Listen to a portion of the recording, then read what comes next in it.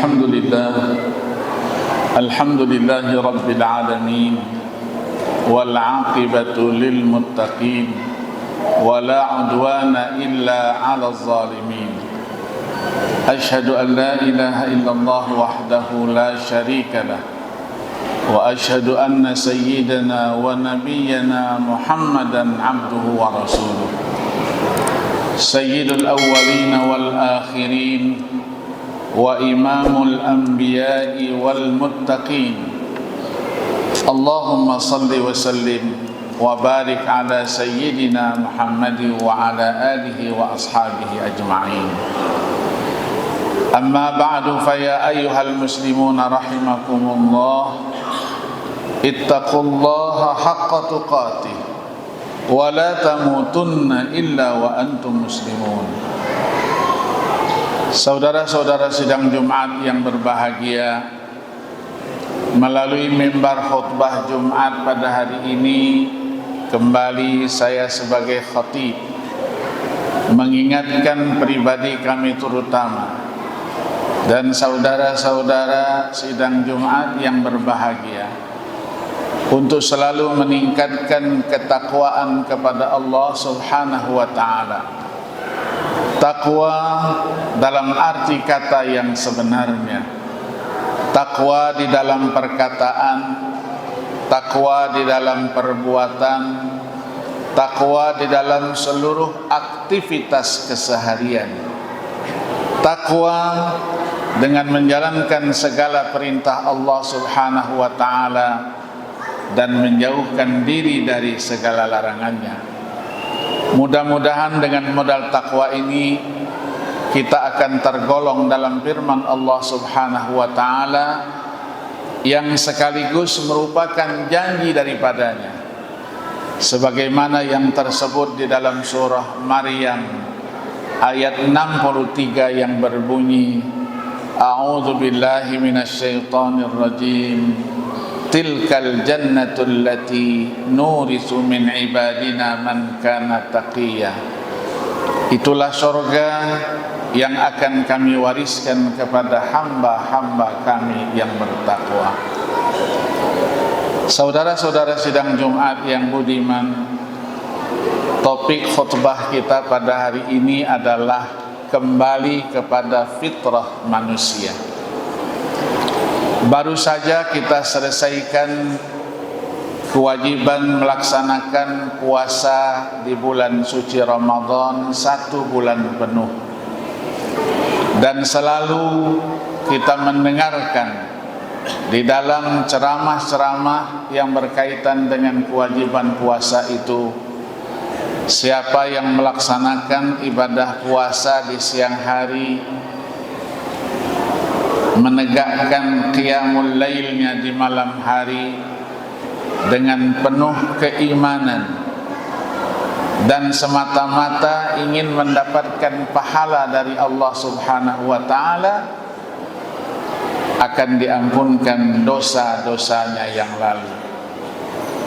Man shoma ramadhana imanan wa ihtisaban ghufira lahu ma taqaddama min dhanbihi. Dalam satu riwayat, man shoma wa qama ramadhana imanan wa ihtisaban ghufira lahu ma taqaddama min dhanbi. Ini adalah sabda Nabi yang menggambarkan bahwa orang yang sudah melaksanakan ibadah puasa 1 bulan penuh di bulan suci Ramadan mendapatkan keutamaan, dibebaskan dosa-dosanya yang lalu. Inilah makna kesucian, kebersihan yang kita ikuti setelah itu dengan merayakannya, walitukmilul iddata walitukabbirullaha ala ma hadakum wa la'allakum tashkurun, yang kita sebut dengan istilah Idul Fitri, kembali kepada fitrah. Kita agungkan nama Allah Subhanahu wa taala dan kita barengi dengan istilah yang kita kenal dengan tradisi halal bihalal, saling memaafkan. Kalau kita buka Kamus Besar Bahasa Indonesia, halal bihalal itu diartikan dengan saling maaf memaafkan pada hari raya Idul Fitri.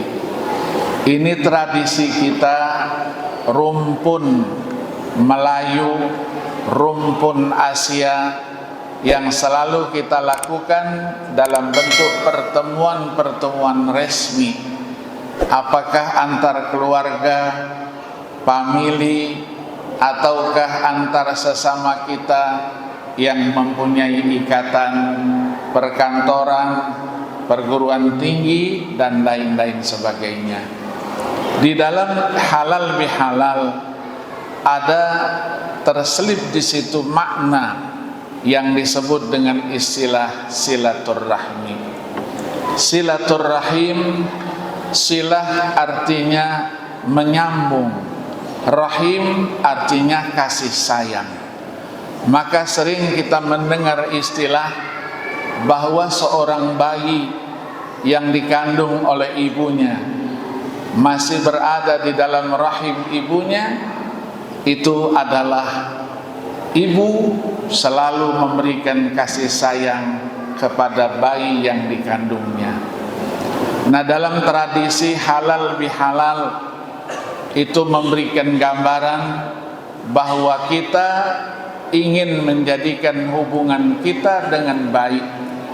Hubungan kita harapkan selamanya terus baik, sehingga silaturahmi menjadi satu cara untuk itu. Kembali kepada fitrah, fitrah ada 3 arti. Fitrah yang pertama adalah asal kejadian manusia.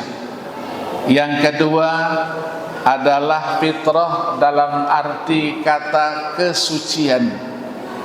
Yang ketiga, fitrah diartikan sebagai asal dari kejadian manusia.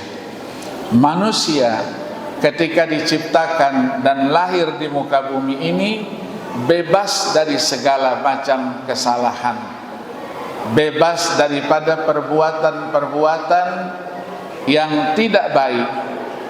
Tetapi dalam perjalanannya, karena di dalam pribadi manusia ada yang namanya hawa nafsu yang selalu dikendalikan oleh musuh kita. Tadi disebutkan salah satunya itu adalah syaitan, iblis, yang selalu mengendalikan hawa nafsu kita untuk selalu mengajak kepada hal-hal yang dilarang oleh agama. Di dalam ayat 50 yang tadi dibacakan dari surah Al-Kahfi, bahwa Allah Subhanahu wa ta'ala mengingatkan, ingat ketika Allah Subhanahu wa ta'ala jadikan manusia pertamanya Adam alaihi salatu wassalam, malaikat semuanya bersujud. Yang tidak bersujud adalah iblis. Illa iblis. Iblis asal penciptaannya adalah satu grup ya dengan jin. Tapi jin ada 2 macam. Ada jin yang baik, yang Islam. Ada juga jin yang kafir, yang disebut dengan fasik. Maka ayat ini menjelaskan illa iblis kana minal jinni fafasaqa an amri rabbih. Iblis itu adalah dari jenis jin, kemudian ia durhaka kepada Allah Subhanahu wa ta'ala. Maka kita dilarang untuk dekat dengan mereka dan jadikan mereka itu sebagai musuh, dan jangan dijadikan sebagai teman. Di dalam ayat yang lain, surah Fatir ayat 7, Allah Subhanahu wa ta'ala jelaskan, innasyaitana lakum aduwwun fattakhidhuhu aduwwa innama yad'u hizbahu liyakunu min ashabis sa'ir. Jadikanlah sesungguhnya syaitan itu adalah musuh buat kalian. Jadikan dia sebagai musuh, jangan dijadikan sebagai teman. Karena syaitan yang menjadi musuh kita mencari teman-teman untuk menjadi penghuni neraka jahanam. Nah, dalam ajaran agama kita, orang yang selalu bersilaturahim mendapatkan posisi yang sangat terhormat di sisi Allah Subhanahu wa taala. Orang yang suka silaturahim dimudahkan rezekinya, dimurahkan karunia Allah, dan juga dipanjangkan oleh Allah Subhanahu wa taala umurnya. Nabi menjelaskan, man arada ayyub satalahu fi rizqi wa yumsa'alahu fi athari falyasil rahimah. Kita ingat dengan Nabi kita Muhammad sallallahu alaihi wasallam sebagai sosok yang selalu mengajarkan silaturahim, selalu menjalin hubungan dengan keluarga. Ketika mendapatkan wahyu pertama, Iqra bismi rabbikal ladzi khalaq, khalaqal insana min 'alaq, dan seterusnya, dari malaikat Jibril yang pada waktu itu menampakkan sebahagian bentuk aslinya. Nabi kita Muhammad sallallahu alaihi wasallam ketika disuruh baca Iqra, beliau menjawab, ma ana biqari, dengan rasa ketakutan.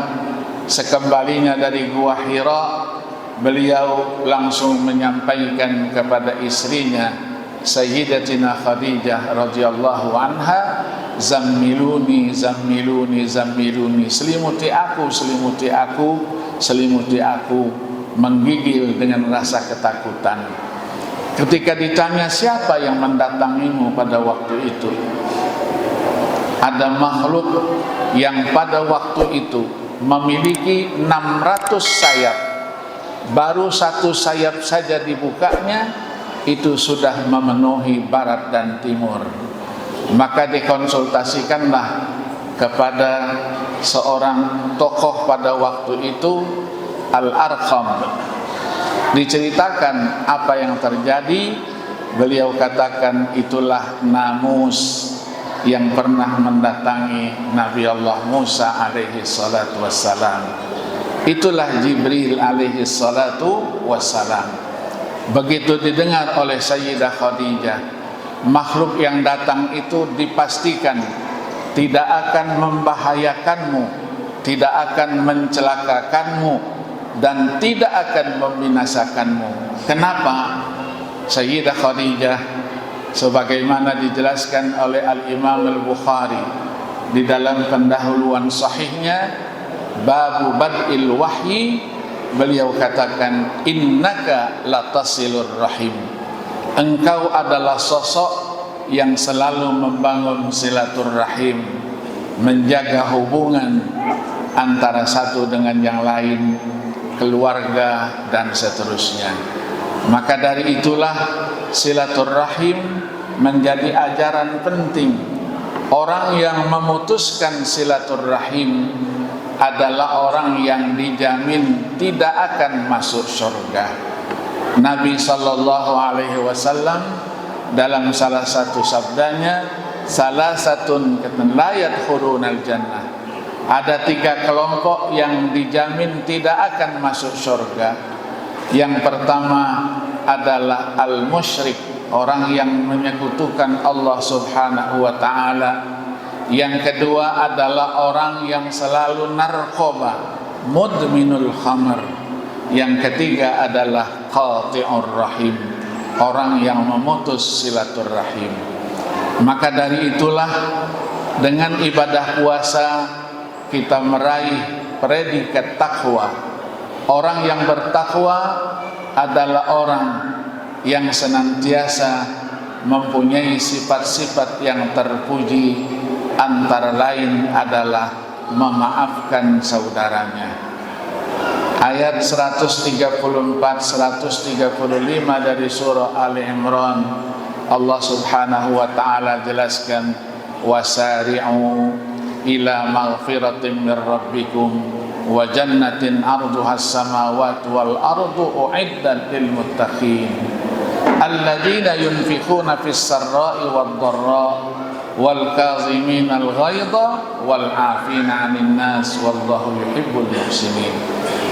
Di sini dijelaskan bahwa ciri orang-orang yang bertakwa antara lain orang yang suka menafkahkan harta kekayaannya, baik secara diam-diam atau terang-terangan, orang yang bisa menahan amarahnya, dan orang yang memaafkan kesalahan orang lain. Allah mencintai, menyukai orang-orang yang berbuat baik. Maka orang yang melakukan hal tersebut diberikan oleh Allah sebagai gelarnya muhsinin.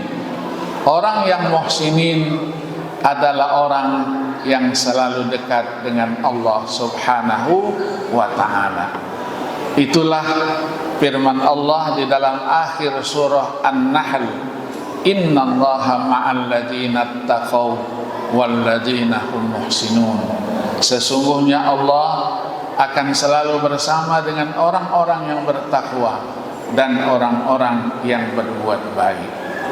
Maka kita sembari merayakan Idul Fitri selalu menyampaikan minal aidin al-faizin al-maqbulin.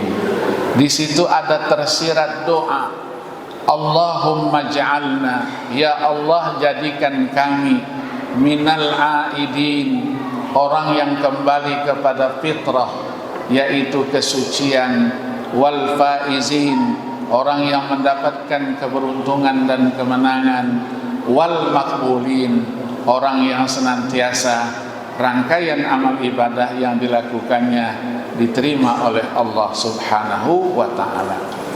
Nah, orang yang ketika dilahirkan bebas dari dosa dan kesalahan, ketika dalam perjalanan kehidupan ada melakukan kesalahan-kesalahan, maka orang yang berbuat salah itu akan mengganggu hubungan harmonisnya dengan Allah Subhanahu wa ta'ala.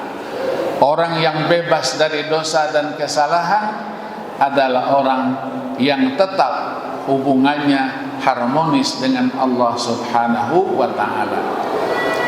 Kita teringat dengan cerita Nabi Allah Adam alaihi salatu wassalam ketika memakan buah khuldi, pelanggaran.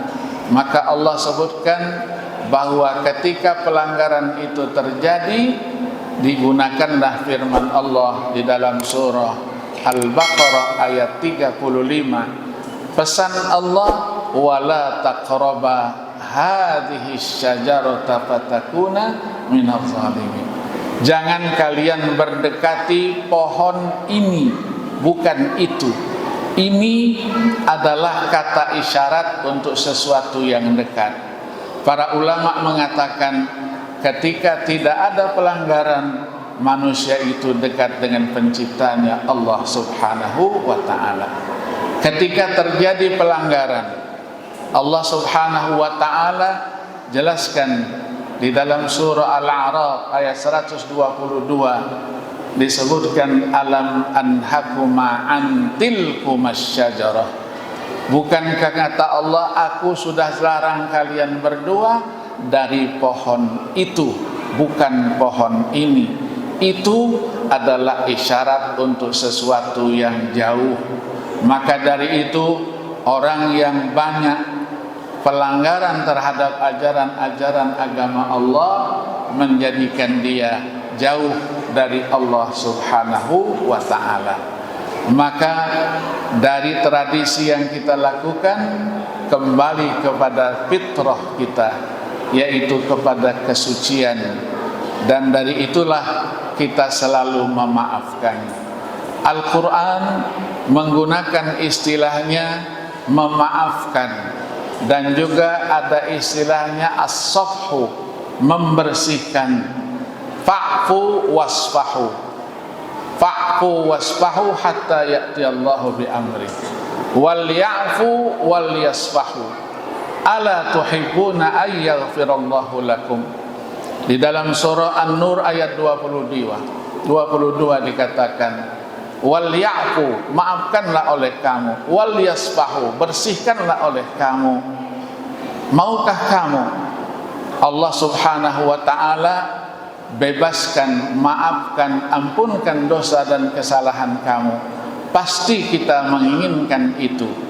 Maka lakukanlah apa yang disebut dengan pemaafan. Wal ya'fu wal yasfahu. As-safhu ini adalah tingkatan tertinggi, yaitu membersihkan. Maka dari sinilah diambil yang disebut dengan as-safhah. Safhah itu adalah halaman.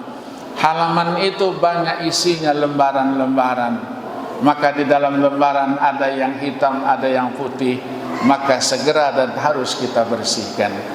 Dari situ juga muncul istilah yang disebut dengan al-musafahah, saling berjabatan tangan. Berjabatan tangan adalah alat, media untuk kita saling memaafkan. Nabi kita Muhammad sallallahu alaihi wasallam bersabda, tasafahu tadhhabul ghillu an qulubikum. Berjabatan tanganlah di antara kamu, karena dengan jabatan tangan akan membersihkan segala penyakit yang ada di dalam hati kamu. Maka dari situlah kita tradisikan, berjanji kita untuk memaafkan kesalahan-kesalahan saudara kita, sebagaimana kita juga meminta maaf kepada saudara-saudara kita. Kata-kata maaf yang hanya terdiri 4 huruf mudah diucapkan, tetapi sulit untuk kita praktekkan. Bagaimana bisa kita gambarkan kalau antara kita tidak saling memaafkan, masih terus menanam, menyuburkan sifat dendam di antara kita? Akhirnya seluruh perjalanan kehidupan kita diisi dengan permusuhan, dendam di antara sesama. Maka inilah yang dilarang oleh ajaran agama kita. Maka dari itulah Allah perintahkan wal ya'fu wal yasfahu ala tuhibbuna ayyaghfirallahu lakum. Orang yang baik adalah orang yang suka menyambung kebaikan itu dengan kebaikan, dan menjadi orang yang lebih baik lagi apabila terhadap orang yang pernah melakukan kejahatan kepadanya tidak dibalas dengan kejahatan, tapi dibalas dengan kebaikan. Itulah salah satu daripada sifat junjungan Nabi besar Muhammad sallallahu alaihi wasallam. Di dalam surah As-Saffat Allah subhanahu wa ta'ala firmankan, wala tastawil hasanatu walas sayyi'ah idfa' billati hiya ahsan fa idzal ladzi bainaka wa bainahu adawatun ka'annahu waliyyun hamim. Memang tidak sama antara kebaikan dengan kejahatan, tapi Nabi sallallahu alaihi wasallam diperintahkan idfa' billati hiya ahsan. Ada kejahatan dari orang lain yang kau terima, maka harus ditolaklah itu semuanya dengan kebaikan, bukan dengan kejahatan. Kalau ada musuh yang ada di hadapanmu yang dulu pernah melakukan kejahatan kepadamu, anggaplah ia sebagai kawan akrab yang selalu berada di tengah-tengahmu. Wala tastawil hasanatu walas sayyi'ah idfa' billati hiya ahsan fa idzal ladzi bainaka wa bainahu adawatun ka'annahu waliyyun hamim. Itulah yang dimiliki oleh junjungan Nabi besar Muhammad sallallahu alaihi wasallam, selalu menyampaikan apa yang terbaik, selalu melambangkan kepribadian yang betul-betul menggambarkan yang disebut dengan ukhuwah Islamiyah, persaudaraan yang luar biasa.